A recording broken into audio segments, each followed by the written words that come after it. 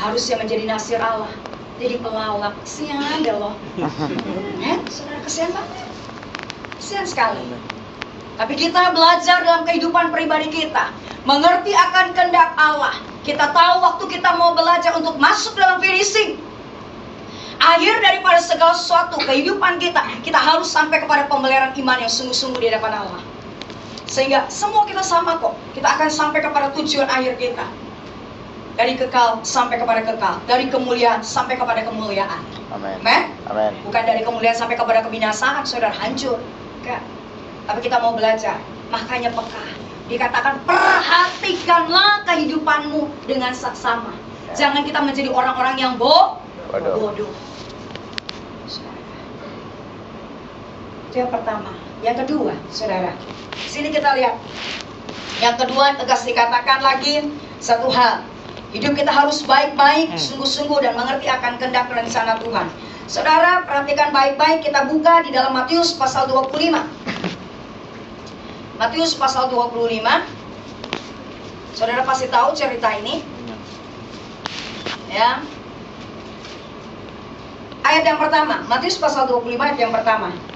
Firman Allah katakan, pada waktu itu hal kerajaan surga seumpama 10 gadis yang mengambil pelitanya dan pergi menyongsong mempelai laki-laki.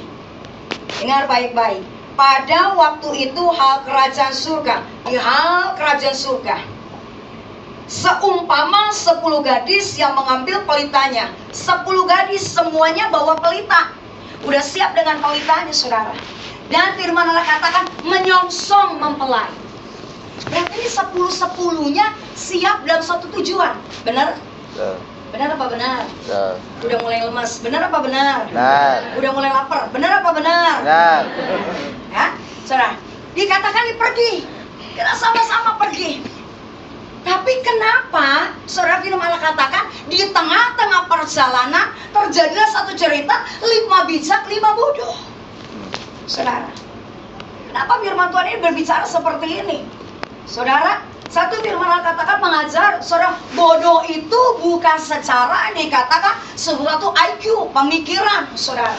Tetapi bodoh ini berbicara mengenai emosional, egoisme, kedagingan kita. Kembali kepada firman Allah, roh penurut, daging lemah. Sama-sama nih, udah tujuannya ini sama-sama untuk bagaimana menyongsong mempelai. Pergi sama-sama. Tapi saudara lihat, waktu dia ada dalam satu apa yang menjadi satu perjuangan untuk kepada finishnya, tidak berhasil yang 5 ini. Dikatakan bodoh. Sebenarnya saudara, bodoh itu begitu banyak yang bilang, oh bodoh karena dia tidak bawa pelitanya. No, saudara, bukan itu. Tetapi apa? Kedagingannya lebih kuat, menghasilkan buah yang akhirnya dia nyaman dengan zona kenyamanan dari sebuah apa yang menjadi tindakan emosi sesaat. Akhirnya apa? Lihat, dia kehilangan momen yang luar biasa yang menjadi tujuan dalam kehidupan perjalanan itu. Tidak masuk di dalam acara apa yang menjadi sebuah dikatakan menyambut mempelai. Karena apa? Kedagingannya kuat. Berapa banyak anak-anak Tuhan saudara katakan, aduh gimana ya, bisa gak ya saya sampai gak ya? Atau mungkin kita katakan, kayaknya enggak sih, saya belum siap melayani Tuhan, saya belum siap ya untuk kesaksian, saya belum siap ya untuk datang dalam persekutuan doa. Nanti dia ada waktunya. Yang mengukur seperti itu sebenarnya apa? Kedagingan kita, saudara. Benar? Ya. Kedagingan kita. Coba saudara belajar, oh kita pasti bisa. Ayo kita jalanin dulu, akan berbeda. Ya. Berapa banyak kadang-kadang dalam kehidupan pribadi kita, saudara, ya udahlah, kita jemaatnya segini-gini aja, nggak apa-apa. Yang penting mereka setia, tetapi kita menjadi orang-orang yang apa? Bodoh, nggak peka akan hadirat Tuhan, nggak peka akan menjadi kehendak Tuhan. Hasilnya saudara, ya nggak mengerti apa-apa. Akhirnya apa? Yaitu dia. Kita nggak terasa, karena apa? Kita punya standar di situ-situ saja. Kita nggak ngerti minyaknya udah habis apa belum, udah kering apa enggak. Makanya kalau kita udah ngerasa kita kering, harus dong kita lakukan sebuah sabab. Sabat itu mengerti apa? Mengenai sebuah apa? Perhentian. Sabat itu berbicara mengenai keintiman. Waktu kita ada dalam perhentian, kita masuk dalam sabatnya Tuhan, masuk dalam sebuah keintiman dalam pembaharuan. Lihat, minyakmu tidak akan pernah kering. Amin. Amen. Amin. Tuhan akan isi kembali. Isi kembali. Tuhan akan luberkan kembali. Tuhan akan luberkan lagi. Apa yang kita sudah keluar, isi kembali. Keluar, isi kembali. Terus menjadi saluran berkat. Tidak pernah kering, saudara, tetapi terus terisi. Ini dia. Maka dikatakan apa? Bukan dikatakan bodoh, hanya secara dikatakan pemikiran, saudara. Kok nggak ngerti ya? Minyak udah habis, bukan diisi. Bukan seperti itu. Tapi kita mau belajar dalam kehidupan kita. Lepaskan waktu kita mempersiapkan di tengah-tengah zaman akhir ini, hidup dalam kepekaan Allah. Hidup dalam persiapan diri yang sesungguhnya. Karena kita tidak tahu akan waktu Tuhan. Amin. Di firman Allah katakan, kita tidak mengerti akan waktu Tuhan, tapi waktu kita berjalan kepada apa yang menjadi tujuan Allah. Lihat, Tuhan tidak pernah membiarkan engkau sendiri. Firman Allah katakan Ulangan 31 ayat yang ke-8, Dia akan berjalan di depanmu. Jangan pernah takut, sebab Dia akan mengendong engkau dan saya. Amin. Dia akan memberikan kekuatan, Dia akan memberikan sukacita yang luar biasa. Amin. Saudara, kemarin Minggu, tadi saya bilang suara saya habis. Karena kemarin hari Minggu, kalau di Jakarta lagi heboh, karena kalau bulan Februari masuk acara-acara Valentine. Ya, pokoknya udah awal masuk Februari aja. Waduh, di mana-mana. Ya, ada hati. Hatinya bertebaran di mana-mana. Di sini suami istri masih punya ada acara Valentine nggak? Ih, ngomong semua. Ya, masih suka mesra gak Pak, Bu? Masih. Kenapa yang jawab Pak Sugiarto aja? Ya, harus tetap mesra, tetap ada kasih, tetap ada perhatian, tetap bisa memberikan. Gak usah takut kalau udah paten mau cium kek, saudara mau meluk kek, ya kan? Tapi yang biasanya saudara yang takut dipeluk itu biasa perempuan, suka gengsi, padahal butuh. Acu-acu butuh. Ih, Papa ngapain sih di depan orang peluk-peluk? Udah tua gitu, saudara. Padahal begitu dipegang tangan aja seneng banget. Itu perempuan biasanya seperti itu. Ya Pak ya? Iya, kok jawab laki-laki sih? Terbalik. Ya. Nah ini saudara, ini saya punya mertua. Papa mama mertua saya. Mama saya sudah ada di surga. Ya, kalau saya mau kesaksian itu luar biasa lah, luar biasa sekali. Ya, saudara, makanya bener bisa jam 12 malam kita pulang. Ya. Terus sekarang papa mertua saya umur 90 tahun, persis kemarin tanggal 1 Januari ulang tahun 90 tahun. Mama mertua saya meninggal setelah ulang tahun pernikahan 65 tahun. Jadi emas sudah lewat, Intan udah lihat, udah lewat 65 tahun. Tapi saudara mau tahu, 65 tahun aja itu berduaan masih suka cemburuan. Gigi udah nggak ada, tapi masih suka. Saya bilang gini, Mah, kenapa sih teh, mama saya teh dari papa mama mertua saya dari Sunda. Jadi, mama teh kenapa sih baru papa pulang telat aja dari gereja? Iya, itu tuh dah. Ya dia panggil nama kecil saya, dah. Itu tuh kalau di gereja banyak janda-janda ciumin papa. Nah, loh. Coba saudara. Karena memang kan tokoh. Ya papa mertua saya itu tokoh. Jadi semua omli gitu. Pada seneng gitu kalau yang ibu-ibu omli. Iya emang. Ya emang papa saya kan dididik Belanda gitu saudara. Jadi segala sesuatu cium, cupika-cupiki gitu. Nah gitu saudara.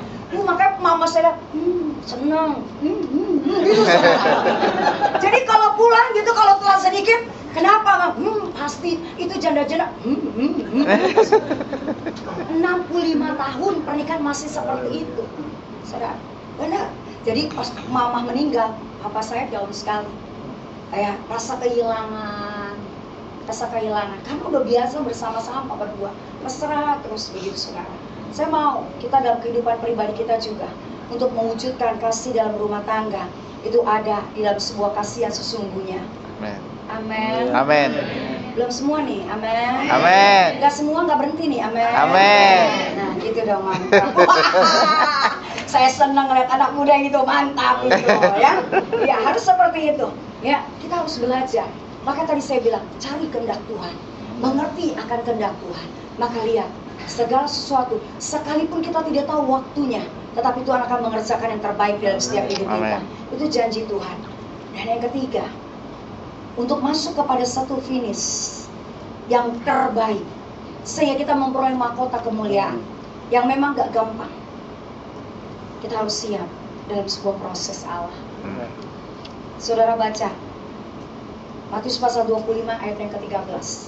Baca yang keras sama-sama. Matius pasal 25 ayat yang ke-13. Baca yang keras. Yuk kita baca sama-sama. 3, 2, 1. Karena itu berjaga-jagalah, sebab kamu tidak tahu akan hari maupun akan saatnya. tidak tahu akan hari dan saatnya, saudara, waktunya segala sesuatu. Maka dikatakan, saudara, bagaimana persiapan kita? Kita harus siap di dalam sebuah proses yang Allah inginkan dalam setiap kehidupan pribadi kita. Satu saya akan bacakan supaya kita ingat semua. Ya, ini oleh-olehnya nggak enak, saudara, nggak enak. Tetapi kenapa di sini katakan berjaga-jagalah, sebab kamu tidak tahu akan hari maupun akan saatnya. Saya akan imbangi dengan sebuah ayat, ya. Dalam firman Tuhan dikatakan, saudara perhatikan, Kisah Para Rasul 14, ini menjadi poin saya. Satu kekuatan, penghiburan dalam hidup saya. Kisah Para Rasul 14, ayat yang ke-22. Saya akan bacakan. Garis bawahi, ya. Ingat ini.